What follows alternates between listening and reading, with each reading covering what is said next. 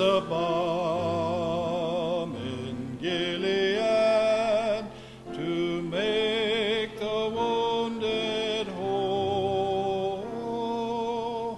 There is a balm in Gilead to heal the sin-sick soul. So they arrested him and led him to the high priest's residence, and Peter was following far behind. The guards lit a fire in the courtyard and sat around it, and Peter joined them there. A servant girl noticed him in the firelight and began staring at him. Finally, she said, "This man was one of Jesus' followers."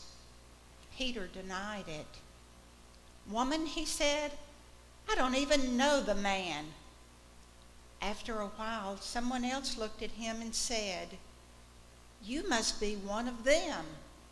"No, man, I am not," Peter replied.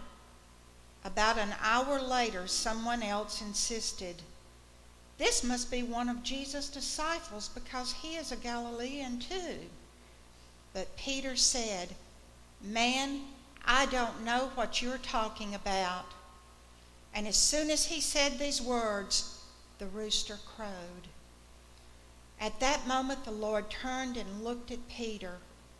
Then Peter remembered that the Lord had said, "Before the rooster crows tomorrow morning, you will deny me 3 times."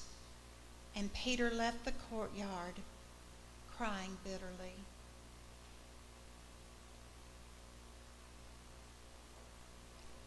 I can remember Peter's denial, and I wonder, have I stood by my friends in trouble, or has my loyalty been only in fair weather?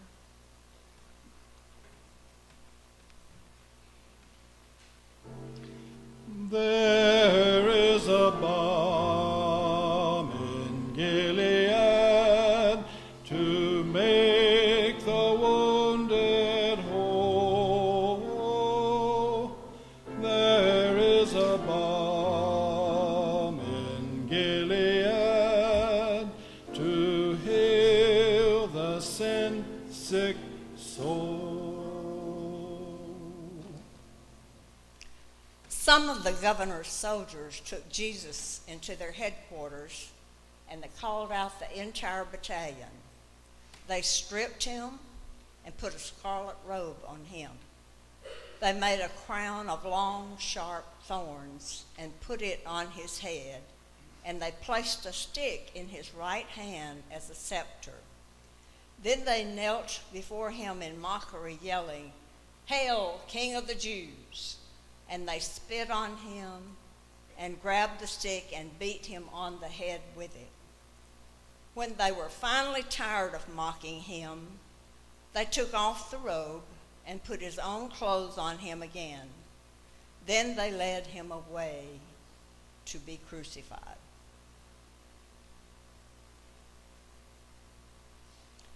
I remember the mocking and the scourging, and I wonder, have I made fun of others? Have I been part of a scourging which denies humanity's dignity by my silent witness in today's world?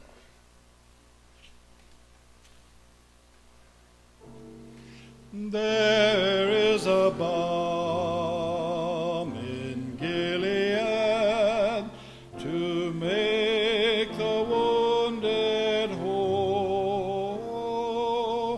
There is a balm in Gilead to heal the sin-sick soul. No, it was the governor's custom to release one prisoner to the crowd each year during the time of Passover, anyone that they wanted. This year there was a notorious criminal in the prison, a man named Barabbas. As the crowds gathered before Pilate's house that morning, he asked them, "Which one do you want me to release to you, Barabbas or Jesus, who is called the Messiah?"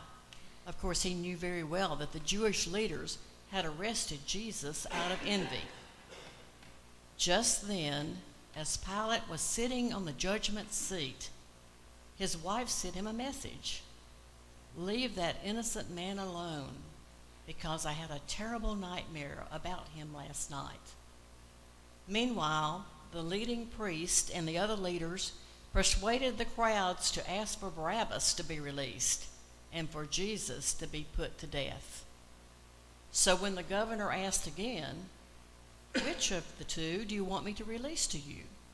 the crowd shouted back in their reply, "Barabbas, Barabbas." "But if I release Barabbas," Pilate asked them, "what shall I do with this Jesus who is called the Messiah?" And they all shouted, "Crucify him." Pilate demanded, "Why? What crime has he committed?" But the crowd only roared that much louder, "Crucify him! Crucify him!" Pilate saw that he was getting nowhere, and there could probably be a riot developing. So he sent for a bowl of water, and he washed his hands before the crowd, and he said, "I am innocent of the blood of this man. The responsibility is all yours."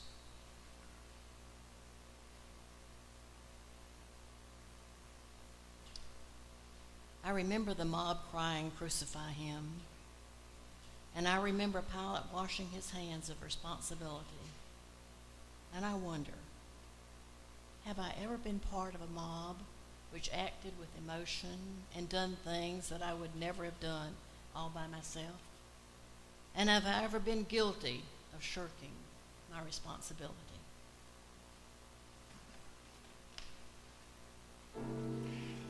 There is a balm in Gilead to make the wounded whole. There is a balm in Gilead to heal the sin-sick soul. Two others, both criminals, were led out to be executed with him.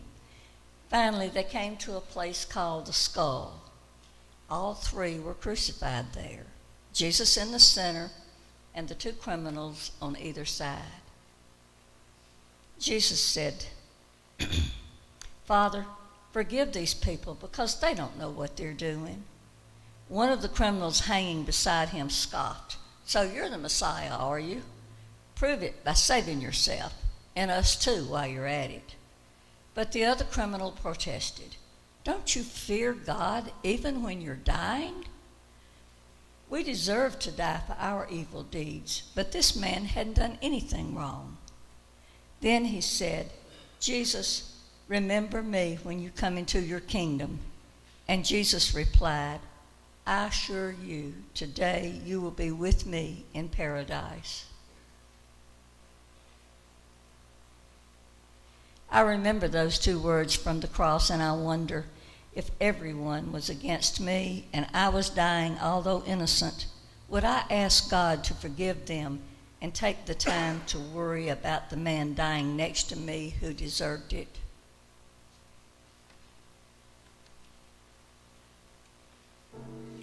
There is a balm in Gilead to make the wounded whole. There is a balm in Gilead to heal the sin-sick soul. Standing near the cross was Jesus' mother and his mother's sister, Mary, the wife of Cleopas, and Mary Magdalene. When Jesus saw his mother standing there beside the disciple he loved, he said to her, "Woman, he is your son." And he said to his disciple, "She is your mother." And from then on, this disciple took her into his home.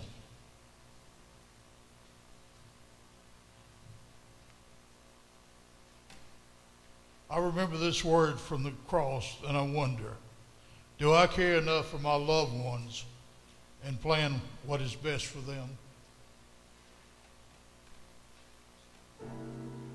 There is a balm in Gilead to make the wounded whole.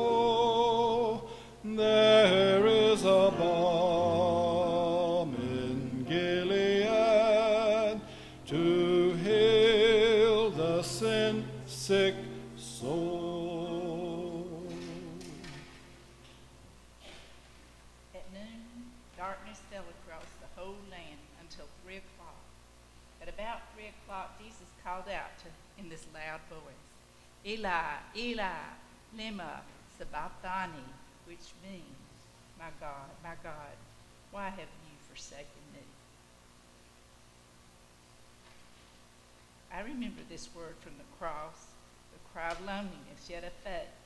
And I wonder, when I'm all alone, everything seems lost, do I even in desperation continue to trust him?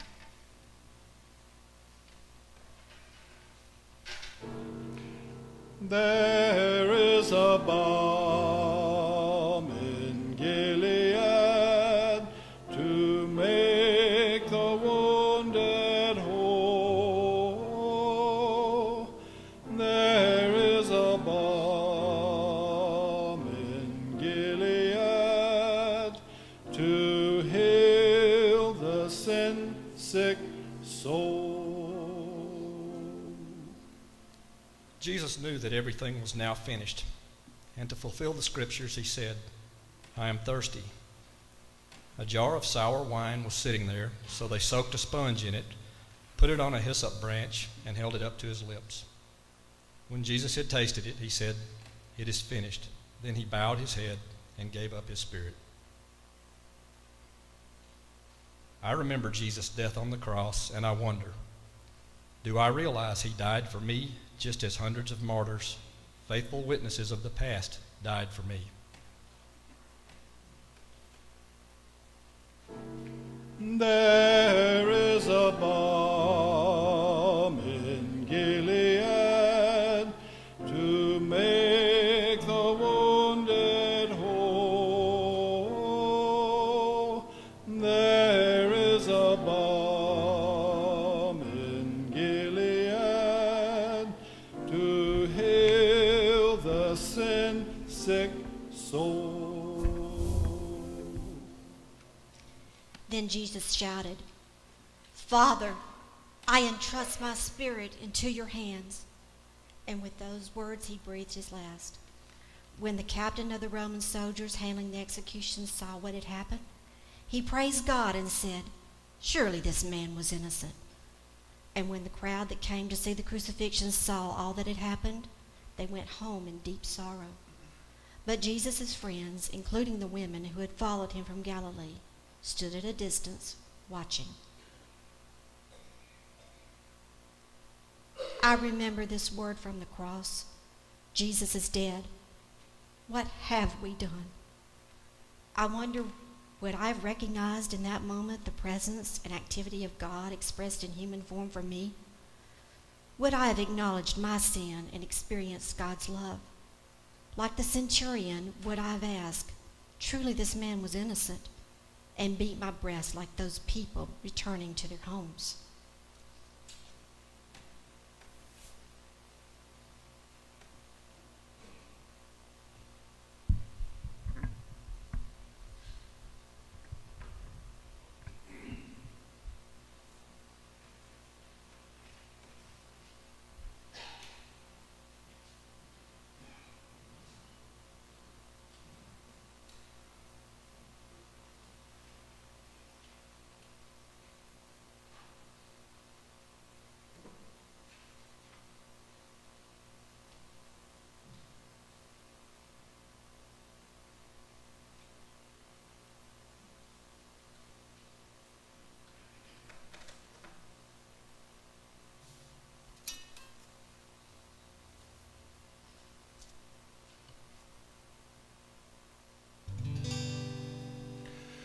3 men on a mountain up on Calvary, but the man in the middle was Jesus. He died for you and me.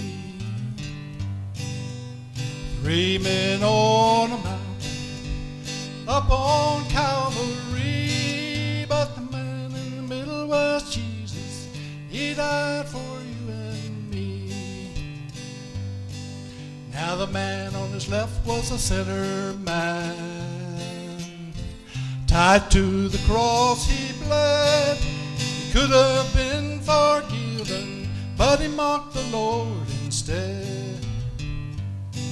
You say you are the Son of God, but they nailed you to that tree. Come down and save us, if God your Father be.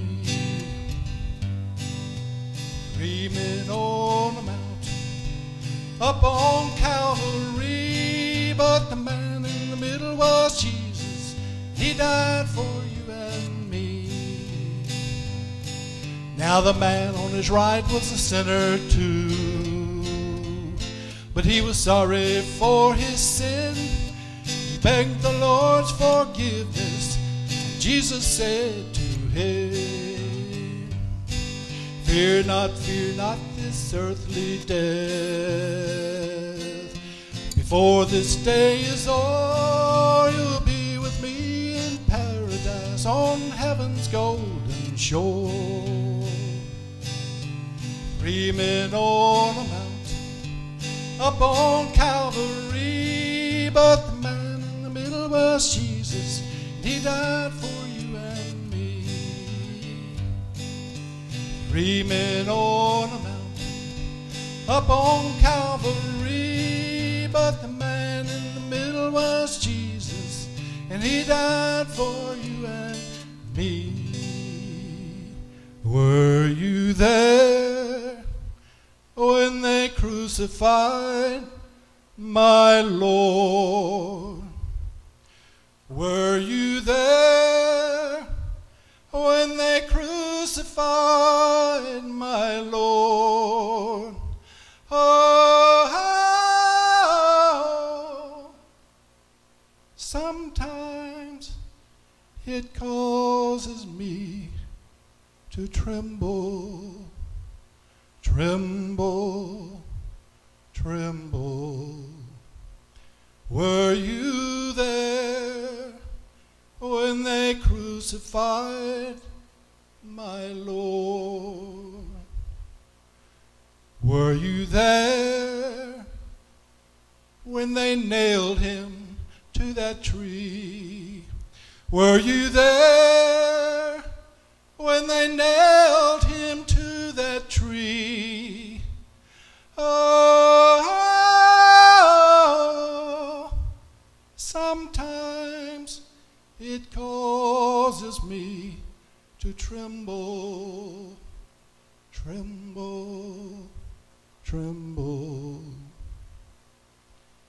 Were you there when they nailed him to that tree? Were you there when they laid him in the tomb? Were you there when they laid him in the tomb? Oh,